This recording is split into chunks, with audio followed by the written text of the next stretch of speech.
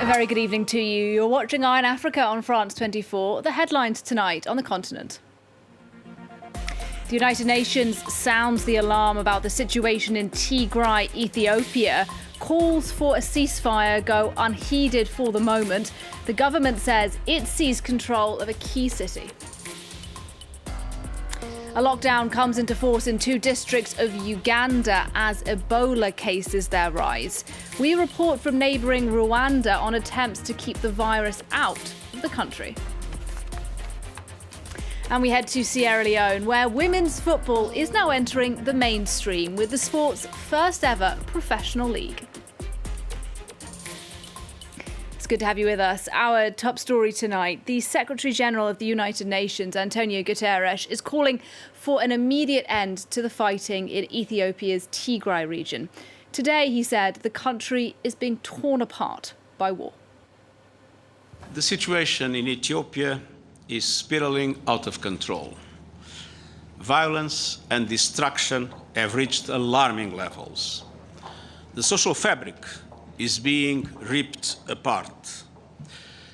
Hostilities in the Tigray region of Ethiopia must end now, including the immediate withdrawal and disengagement of Eritrean armed forces from Ethiopia.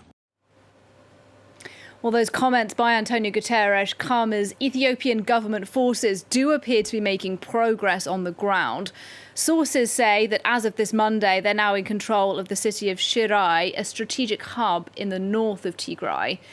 Now, all the while, the situation for civilians remains dire.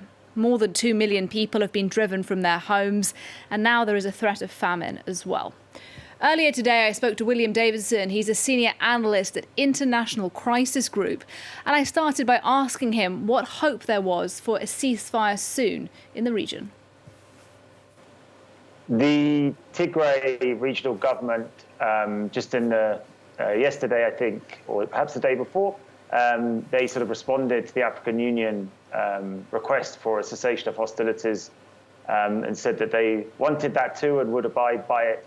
The issue is that, as you noted, the Eritrean and the Ethiopian federal forces have made some significant gains over the last few days. It appears that the Tigray's defences are overstretched.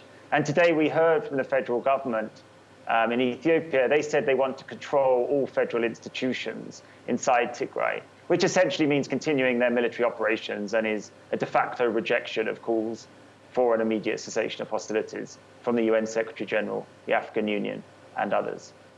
Presumably then it will be difficult to get both sides to the negotiating table while this fighting is still going on.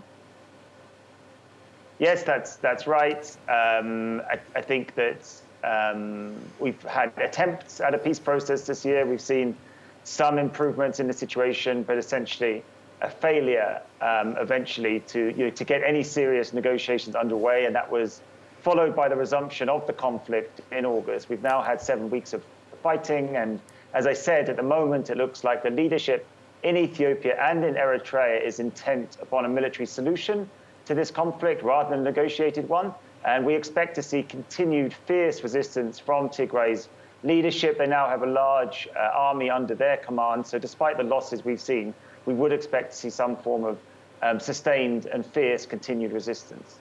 Now let's talk about the people living in this region, William, the Tigray region. There are about 6 million people there and they're under effective blockade, aren't they? They face food shortages, medicine shortages, as well as real challenges communicating with the outside world.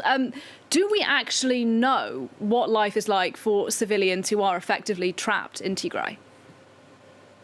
Obviously, only bits and pieces of information are coming out. It is, as you describe it, this is a region that's almost completely isolated. It's been under this blockade for most of the past 2 years. Now we see a massive risk of serious violence against civilians by the Ethiopian Eritrean forces, something we've seen in previous phases of the conflict. And that is because as they attempt to try and pacify and control the region, in the face of this Tigrayan resistance, we're likely to see action taken against the civilian population to try and break the back of the Tigrayan resistance. So it is likely that we will see more atrocities to come against Tigray's long-suffering civilian population.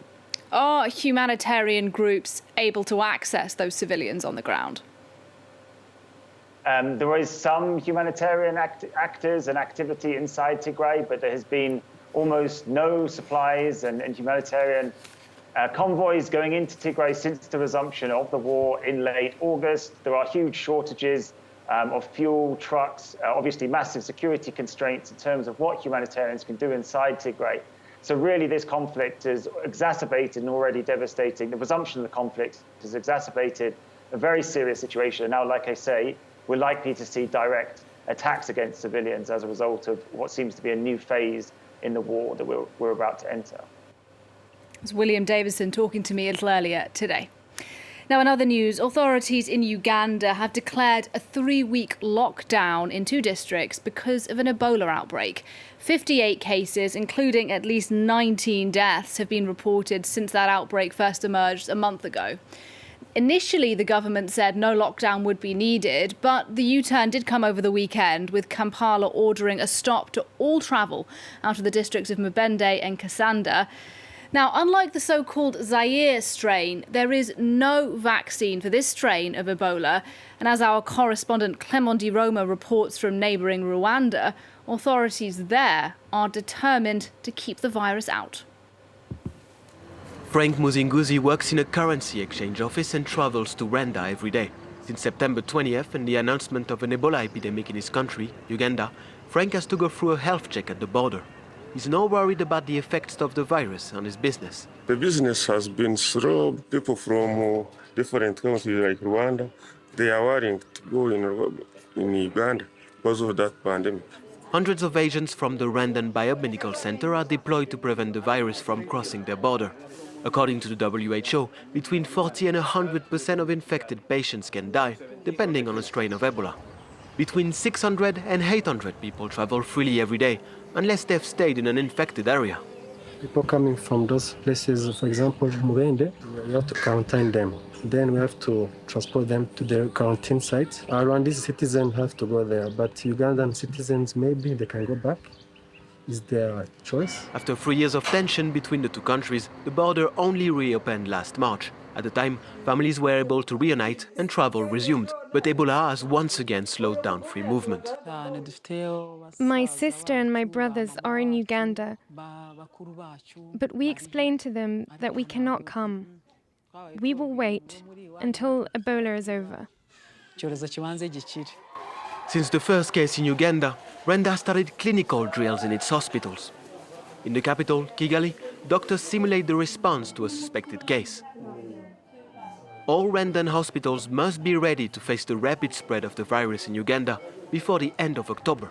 Luckily, we did not get a case imported in Rwanda. It's because of the preparatory phase. Like, we take it very, very seriously. We invest most of the time in the preparatory phase to ensure that the screening is appropriate, the training of staff is appropriate. Rwanda had already implemented this exercise in 2018 during a major epidemic in the Democratic Republic of Congo. It was Clemondi Roma reporting for us there.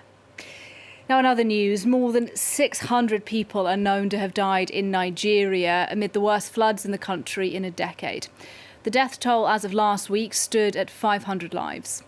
Nigeria's rainy season usually runs from June until November, but this year rainfall in August has been particularly heavy, and more rainfall is forecast in the weeks and months ahead. Now, as of this week, Sierra Leone has its first professional women's league. The season kicked off over the weekend, and the players hope it will now herald a new era of the sport, as Caroline Lambolet reports. Her shoes tucked into her backpack, Mariatu Conte used to pretend she was visiting her aunt when she went out for practice. Now she's the captain of Men of Queens, one of the teams that played in this weekend's inaugural match, which launched Sierra Leone's first professional women's football league. My dad normally told me what guys can do, ladies cannot. And I want to fight that battle, and I'm on it right now to show my dad that, to prove to him that what guys can do, ladies can do too much better. On the pitch to greet the players, President Julius Maada Bio. With the First Lady, it was the head of state who kicked off the game.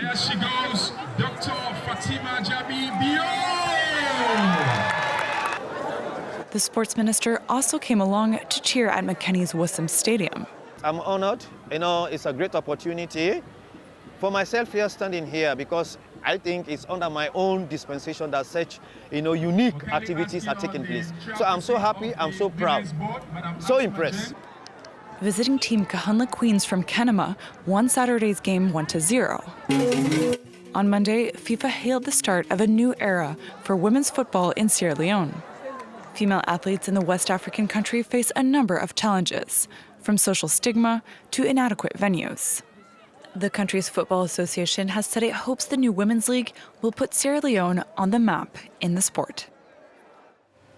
And that is it for this news programme. Thanks for watching. Now, there's just time to show you, though, some images we're getting out of Lesotho, where horse racing is both a century-old tradition and a major social occasion. Jockeys from all over the country rode to the village of Sermon-Kong over the weekend to compete for a cash prize. It's something like $130, which is roughly a month's salary in Lesotho. Well, we'll leave you with some of those images for the race. Thanks for watching Eye on Africa, and do stay with us here on France 24.